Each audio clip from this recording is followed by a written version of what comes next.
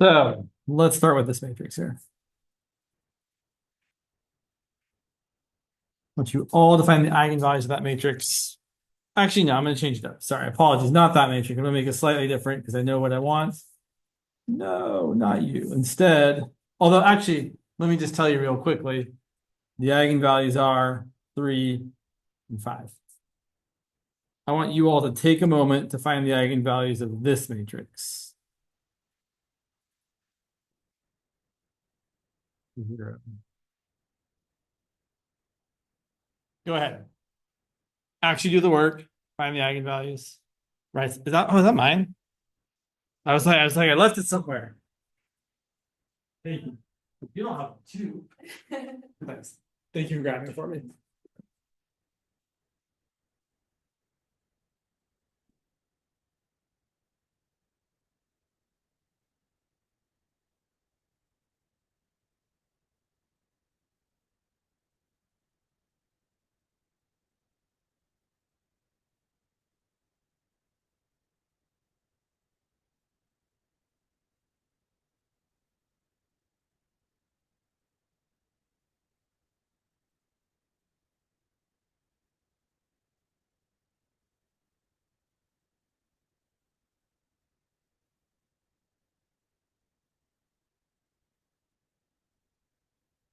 So here's the point.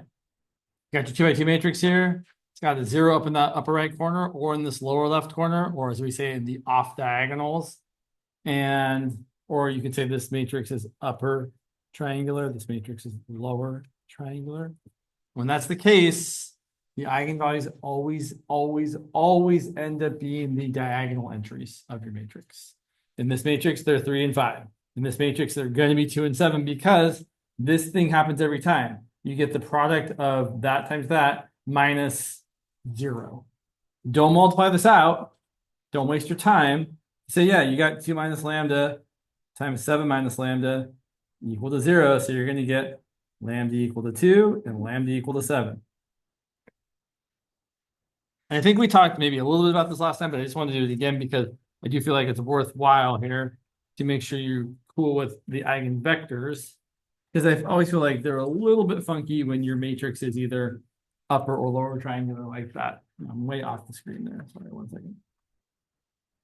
So for lambda equal to 2, we're trying to solve b times your eigenvector equal to lambda times your eigenvector.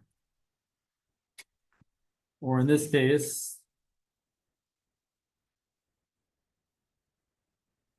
2057 times the vector we are looking for equal to our actual value of lambda, which is a 2, not a lambda, times the vector we're looking for.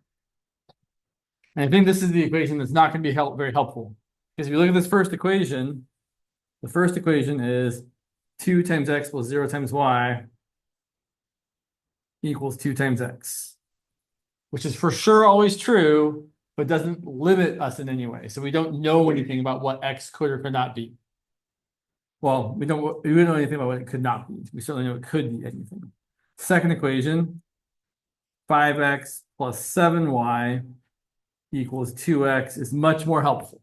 That's going to actually give us a relationship between x and y. Isolate y, typically, you get 7y equal to, I feel like I made a mistake here, and I did. 5x times 7 plus 7y equals 2 times y, not 2 times x. Sorry about that. Let's try again here. Let's bring the y over there and get 5x equal to negative 5y, or x equal to negative y. So I would probably pick my eigenvector here to be y is 1, x is negative 1. Or the either way, 1, negative 1, either way is fine. I'm going to keep going. You should ask questions if you got them. So for the other eigenvalue, which was lambda equal to 7, same deal. B times V equal to lambda times V is now going to give us 2057 times xy equal to 7 times xy. And in this case, either equation will get you there, although it might not feel like it. So if we look at the first equation is 2 times x plus 0 times y equals 7 times x. Or in other words, 2x equals 7x, or in other words, 0 equals 5x, or in other words, x equals 0. And although it might not feel like it, that is enough. Because as we've said before, 0, 0 cannot be your eigenvector. So if x is 0, the other coordinate can't be. But that means it can be anything. Because whether I pick the standard choice of 0, 1, or you pick a non-standard choice of 0, 7, or 0, 8, or 0, 1,000, all those still point in the same direction. They all point straight up. They're all multiples of each other, right? You could pick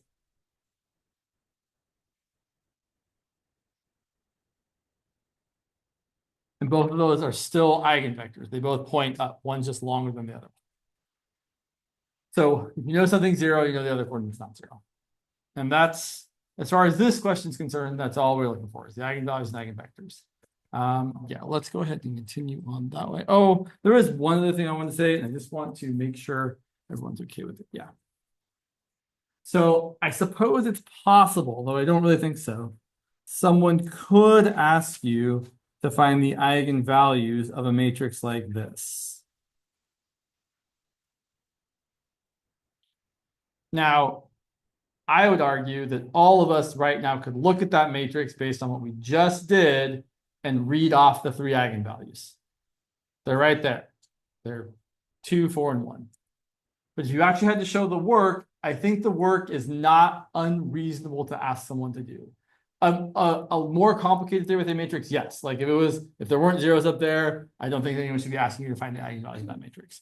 But if they give you this matrix and actually want you to show the work, it's not out of the question.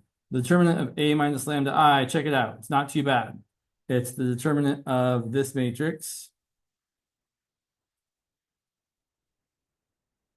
So 2 minus lambda, 0, 0, 3, 4 minus lambda, 0, 2, 5, 1 minus lambda. And then we're just going to tack on the other 2 columns here.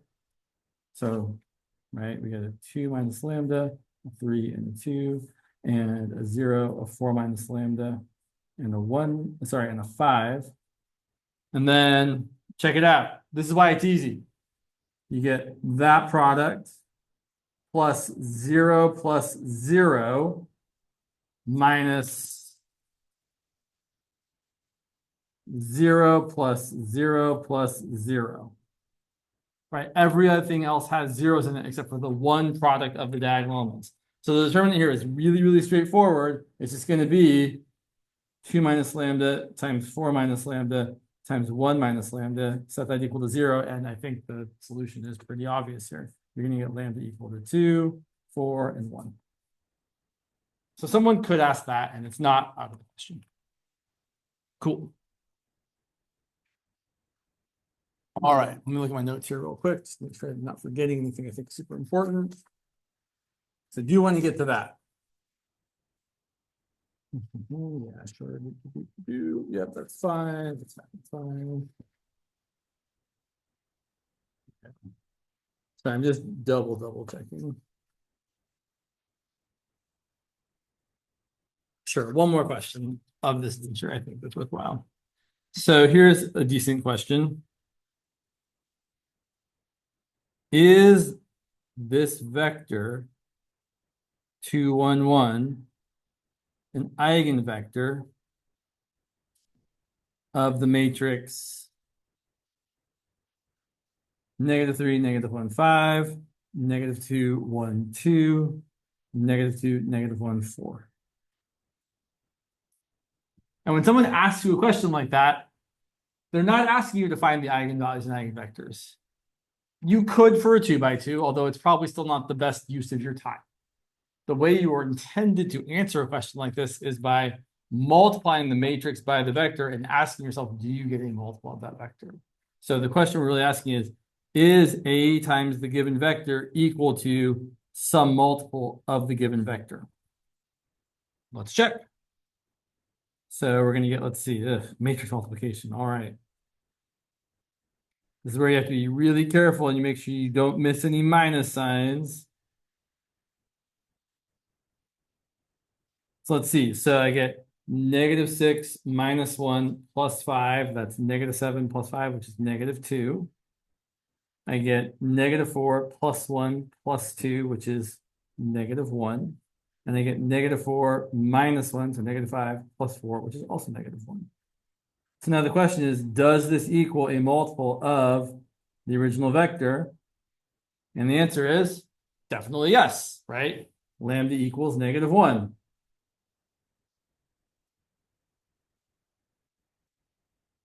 So they could even ask you, is it an eigenvector? And if it is an eigenvector, what is the associated eigenvalue, which would be -1. It's a little bit stranger if they give you an eigenvector with imaginary components. But they could, because I will warn you all, I think I've said this already, you're going to see some imaginary eigenvalues next quarter. Like not just once or twice, like more often than that, because there's a whole, when we start talking about solving systems of differential equations, there's a whole way of classifying the solution based on whether the eigenvalue is real or imaginary. You get like a spiral versus something else. So it is an important part of next quarter. So here's the question, same type of question. Is this vector 2, 2i an eigenvector of the matrix 1, 2, -2, 1? And you could solve this by finding all the eigenvalues and eigenvectors. But again, that's more time than I want to spend doing this problem. So the question really is, what are you going to get? And let's call this A. What's A times V going to give you? Well, let's see. That's going to be 1, 2, -2, 1 times 2, 2i. That's going to equal, let's see, so 2 plus 4i. And then -4 plus 2i. So the question is, does this equal some multiple of 2, 2i? This one's harder to figure out, right? It's not as obvious as the previous one where it's like, well, clearly lambda is -1. So here's what you do in this case.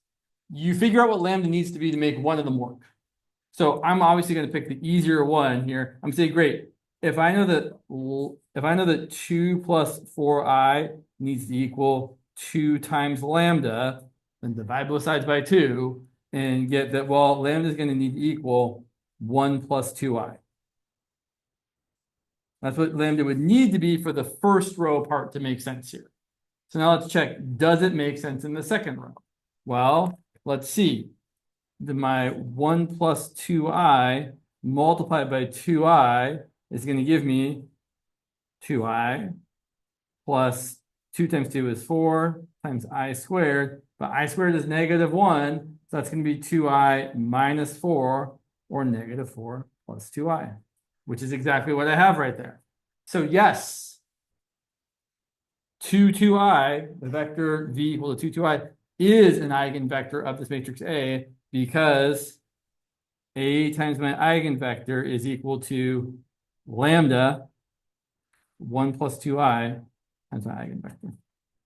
So in this case, my eigenvalue is complex, which is okay. That happens. All right. Yeah. All right. Sorry, I've got notes everywhere. We look at this one. Is this the one I want? Let's see here. I want to make sure we're going down the road I intend to go down. Yeah, okay, let's do this one. So if I can move these variables, we'll see. Maybe not. Maybe let's stop. So let's do the following. Let's find the eigenvalues and vectors of this matrix. I'm just going to say it again, even though I've said it a few times, you're going to be doing a lot of this next quarter. So practice doing it well. 2x2 matrices, eigenvalues, and eigenvectors. It's not gonna be the very beginning of next quarter, but like week 3, week 4, you're gonna be doing a lot of that. So make sure that you are comfortable doing it. Practice it up until you get there because you want to be able to do it quickly. So let's do it. Determinant of A minus lambda I. 0 is going to become. Remember, all you're doing is taking your matrix A and subtracting lambda on the diagonals. Don't get tricked, right? You can't just look at you can't see the eigenvalues easily for this matrix, right? It's only if there's a 0 in the lower left corner or the upper right corner, not if there's one there or there. So we actually have to do the work here and get 1 minus lambda times negative lambda minus 4 times 1/2 equal to 0. Multiply it out, you get lambda squared minus lambda minus 2 equal to 0. Hopefully it factors, but if it doesn't factor, you can always jump to the quadratic equation. This one does factor though. It's lambda minus 2 times lambda plus 1. So let's say we have lambda 1 equal to 2, and lambda 2 equal to negative 1. It is fairly typical convention to label lambda 1 as the larger or the more positive eigenvalue. But it doesn't actually matter, so don't sweat it too much. All right, eigenvectors. So for lambda 1 equal to 2, let's find the eigenvector. So we take our matrix, and again, I have a strong preference for doing it this way. We take your matrix times your unknown vector, and it's equal to your eigenvalue times your unknown vector. That's just the way I like to do it. In this particular example, it would probably be easier if we used the second row equation. Like not a lot, but enough that I might just be like, yeah, sure, why not? 1/2 times x plus 0 times y equals 2 times y. Or if you prefer, x equals 4y. So my vector is going to be y is 1 and x is 4. You could have also gotten that from the second equation or from the first equation, probably. Yeah, totally. So I'll say again, you don't need both equations typically. One equation will get you the eigenvector almost every time, unless you have some weird case where you get like 3x equals 3x, and then you have to use the other equation. Let's look at the other eigenvalue, lambda 2 equal to negative 1. I'm going to do this one the other way just to show you that we can do it the other way. So instead of doing A times your vector equals lambda times your eigenvector, here we're going to try doing it as, okay, you're going to subtract your eigenvalue from the diagonals. So 1 minus negative 1, 4, 1/2, and 0 minus negative 1. I really don't love this at all. It's the worst thing ever. Times your eigenvector. It's not the worst thing. Equals the 0 vector. Right. This is the other version where it's your A minus lambda I times your eigenvector equal to your 0 vector. Either way is fine. I think you should reserve this way for when your eigenvalues look messy, like irrational or imaginary. In any case, we end up getting 2 times x plus 4 times y equals 0. So 2x plus 4y equals 0. Or 4y equals negative 2x. Or 2y equals negative x. So I would say that my eigenvector, I should be consistent with what the notes have here. Yeah. My eigenvector, my second eigenvector is going to be x could be negative 1 and y is positive 2. X could be negative 1 and y is positive 2. Be careful here. I am saying that the right way. No, I am not saying that. I am not saying that the right way. Right? If x is negative 1, y is going to be 1/2. That's not what I wanted. So let's try that again. If if y is 1, let's be smart. Yeah. If y is 1, x is negative 2. Or 2 negative 1, either way.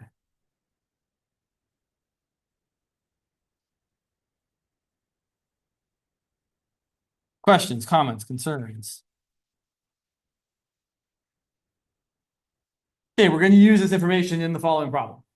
So let's not forget about it. Here's the setup. And I promise you, we're moving in that direction. So suppose with a squirrel population has two age classes, juveniles and adults.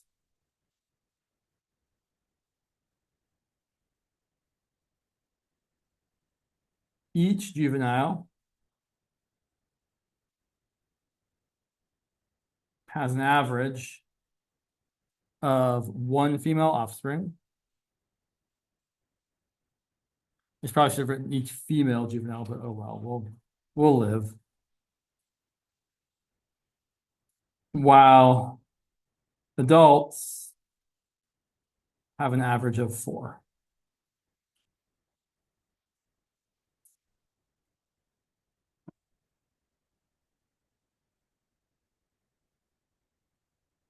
Additionally, 50% of juveniles survive to adulthood.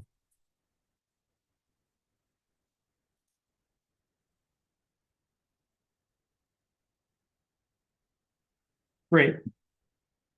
Let's write down the Leslie matrix.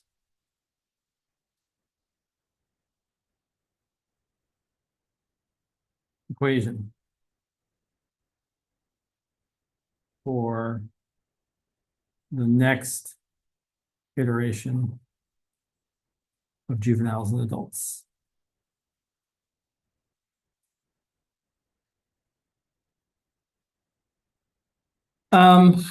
Sure, there's a lot of ways you could think about this. You might start with the circles and say, great, you've got juveniles and adults. And we know that, let's see, 50% of juveniles make it to adulthood. And each juvenile makes one juvenile for next year. Each juvenile makes, sorry, no, each adult makes 4 juveniles for next year. And adults don't make more adults. Right? There's no reflective thing. So here's what our matrix looks like. Juveniles first, adults second. So this is JT, AT, and we're going to next year or next whatever time period you want to call it. So let's see here. We have that 1 times the juvenile should give you another juvenile, and then 4 times the adult should give you a juvenile next, before that many juveniles next year. And then 0.5 times the juveniles will make it to adulthood next year. And it's kind of weird to say 0 adults, but we're not getting new adults from adults. So we're going to say that 0 of the adults produce new adults next year. And look, that's the matrix you're just using. Let's also say that given initial populations of the number of juveniles in year 0 being 100 and the number of adults in year 0 being 40. And let's call this, which is very typical, let's call the vector for this N0 as 140. How many will there be in 1 year?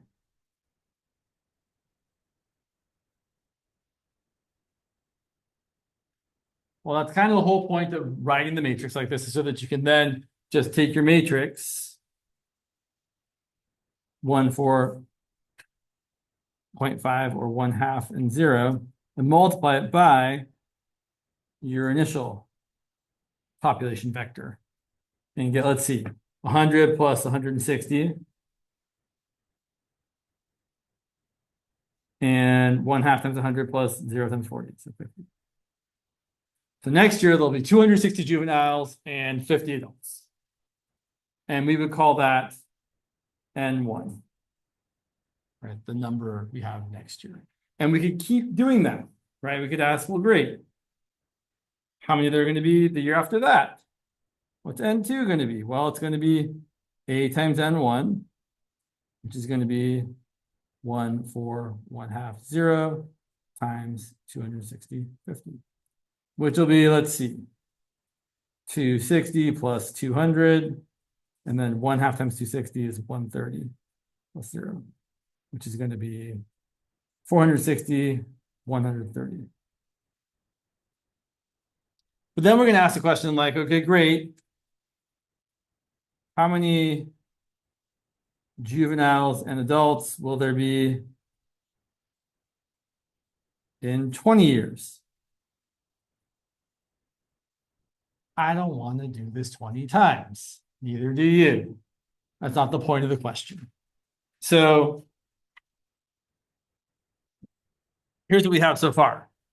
We know that this is, again, so we're coming back around to kind of like back in 17A where we had recursive equations, right? This is another example of a recursive equation where each next year's amount is given by the previous year's amount. Oh my gosh, could I write the thing I mean to write? Let me just write it down first before I try to say words. Sometimes it's hard to say words and write the things you mean. Next year's amount is equal to the previous year's amount multiplied by the matrix A. What that also means, though, is that you can then find any year's amount by just multiplying by A that many times. So like we could have said N1 is A times N0. I like these little arrows here, sorry. N2 should have been A times N1, but that's going to be A times N0, which is just A squared times N0. And the idea here essentially becomes that, great, for any time period t, it's going to be just A to the tth power times the initial population vector. So then the question becomes, great, how do we make A to the tth power not terrible? That's where this whole idea of eigenvalues and eigenvectors is going to come into play. Yeah.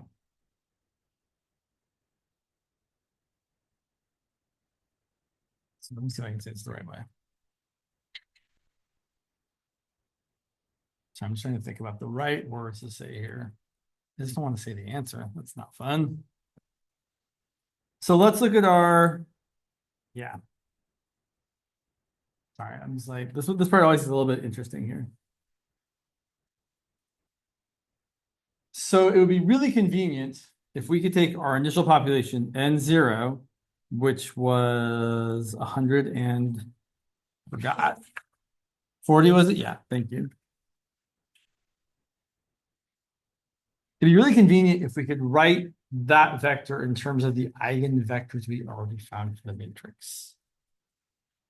Here's what I mean. We would love to be able to write this as a linear combination of the eigenvectors of this matrix, which I'll remind you were, I'll remind myself were 4, 1, and 2, -1.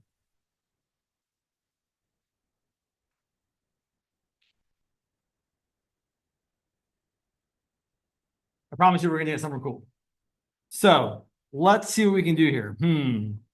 This is like a matrix equation. This looks like I have the following. 4, 2, 1, -1 times C1, C2 equal to. Does everyone agree with that equation there? Let's take a look here. Up here, you have 100 equals C1 times 4 plus C2 times 2. Here we have 4 times C1 plus 2 times C2 equals 100. Yeah, that's the same. Same deal for the second row. 40 equals C1 times 1 plus C2 times -1. Here you have 40 equals 1 times C1 plus -1 times C2. So those are the same equations, just written differently. Okay, we can solve this though. We know how to solve a matrix equation like this by just multiplying both sides by the inverse. So we're going to say, great, our coefficients here, C1, C2, are equal to the inverse of this, 1 divided by the determinant, which is -4 minus 2. Switch the diagonals, change the signs of the off diagonals. Times 100, 40. Let's actually multiply it out. It's kind of terrible, but such is life. So multiply this out and you get negative 100 minus 80, which is negative 180, and negative 100 plus 160, which is 60. And you multiply that by negative 160, you get 30, negative 10. This part is not the important part, so if it's going a little fast, don't sweat it too much. So, but I'll point out, if we set C1 equal to 30 and C2 equal to negative 10, this equation works. 30 times 4 is 120, negative 10 times 2 is minus 20, those add to 100. 30 times 1 is 30, negative 10 times negative 1 is 10, 30 plus 10 adds up to 40. Okay, here's why we have done this. It's going to make the multiplication super easy. So check this out.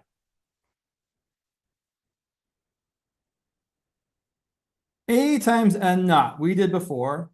It was, sorry, I keep losing my matrix here. It was 4, gosh, sorry, I can't keep track of anything. It's terrible. It was not 4. It was 1, 4, 1/2, 0, multiplied by 140. And we ended up getting 260. Okay. But here's what we can do instead. So check this out. We could instead have written this as A times, and you're thinking, James, you're going to make it way more complicated, and you're right, I am, but I promise you it's going to get easier. So we're going to write this as A times C1 V1 plus C2 V2. Where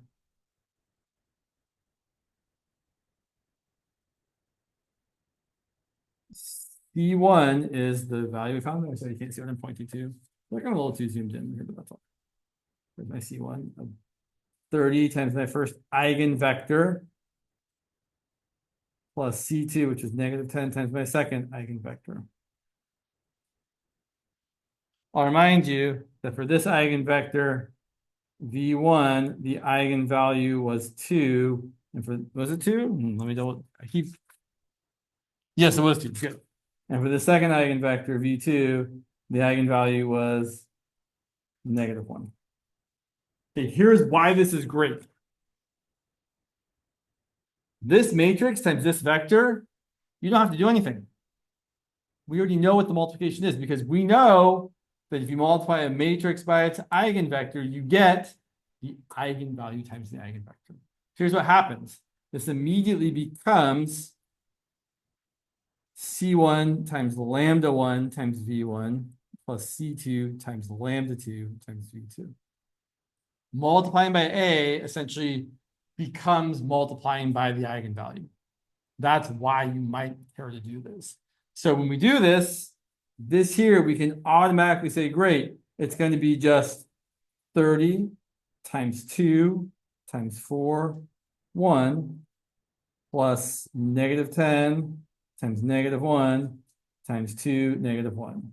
And if I didn't screw anything up, we should get the same values. Let's check and see. 60 times 4 is 240, plus 10 times 2 is 20, that's 260.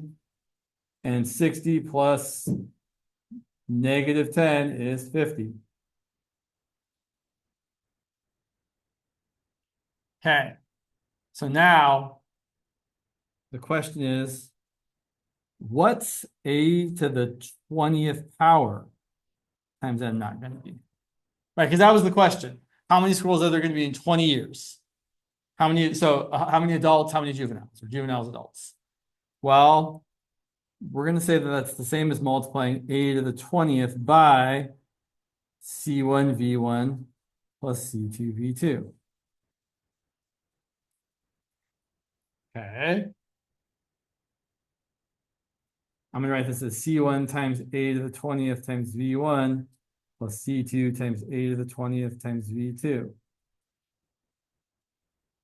But a to the 20th times your eigenvector means you're going to end up multiplying by lambda 20 times. Let me say this over here. If you have a to some power times an eigenvector of a, not just A times A times A, bunch of times, T times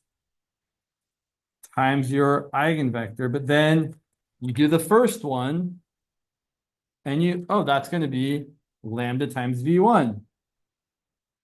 And then you have one less A and one more lambda, and then you hit it with the next A and you get another lambda. And so you keep, you keep doing this enough times and you get exactly your eigenvalue raised to the Tth power times your eigenvector. Are there questions about that? Because I am happy to say more about it.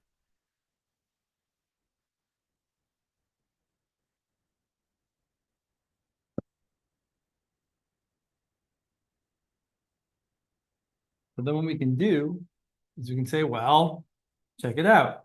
Take our matrix A, which was 1, 4, 1/2, 0, raised to the 20th power, multiplied by our C1 V1 plus C2 V2, and we end up getting our C1 times our lambda 1, which was 2 to the 20th, times 4, 1, plus our lambda 2, which are C2, times our lambda 2, which was negative 1 to the 20th, times 2, negative 1.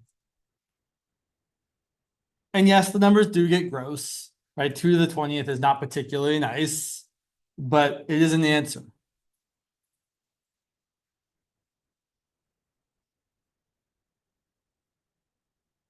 Excuse me. So this is one of the ways of doing a problem like this.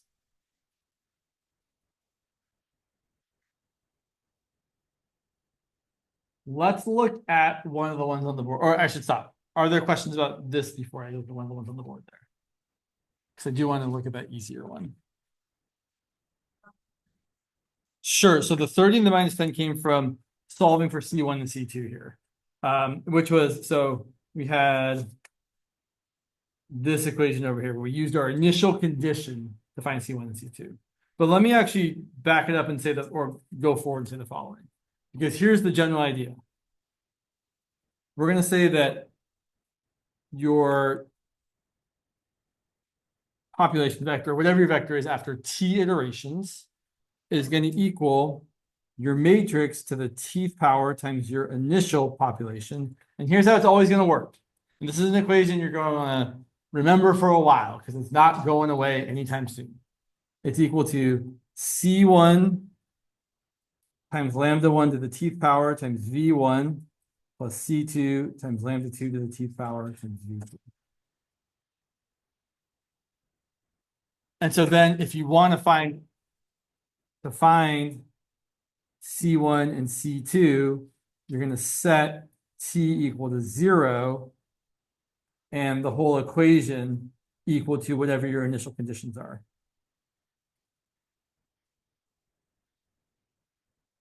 Define C1 and C2. Usually that part's kind of like an afterthought. Maybe a little bit more important than afterthought, but that's like kind of like the last part of the process typically. So let's look at that example where A is really, really easy to find the eigenvalues for. And we want to find A to the 75th power times 6, 0. Oh, they're making it real nice and straightforward for us. Okay. So you should get used to thinking, if I'm trying to find a gigantic power of a matrix, I have to find the eigenvalues and eigenvectors. That's just the first step. So great. Everybody should be able to tell me, not out loud in their heads, what the eigenvalues are right now. You shouldn't have to do any work. You should know the eigenvalues. Look at that matrix. And the eigenvalues are, drumroll please, lambda 1 equal to 1, lambda 2 equal to negative 1. Right? Since I got a 0 up there, it's a lower triangular matrix, and the eigenvalues are the diagonals. Great, let's find the eigenvectors. So I know I'm going to have negative 1, 0, 9, 1 times my xy equal to 1 times my xy. So I get negative x equal to x When you see an equation like this, unless the coefficients are the same, the only way that something times x equals something else times x is if x is 0. There's no other solution here. X has to be 0. Or you could say, add x to both sides and get 0 equal to 2x and then divide by 2. So great. So we know the eigenvector is going to be a 0 for x and not 0 for y. Let's pick 1. Cool. Second eigenvector. So now we have -1, 0, 9, 1 times x, y equal to -1 times x, y. And based on my first equation from last time, I know that this time I'm going to get -1 times x equals -1 times x, which doesn't help me at all. I know that's true, but it doesn't tell me what x is. So I'm going to use the second equation and get 9 times x plus 1 times y equals -1 times y. I'm going to subtract y from both sides and get 9x equal to -2y. And then I'm a big fan of just making my eigenvector equal to where x and y are each other's coefficients.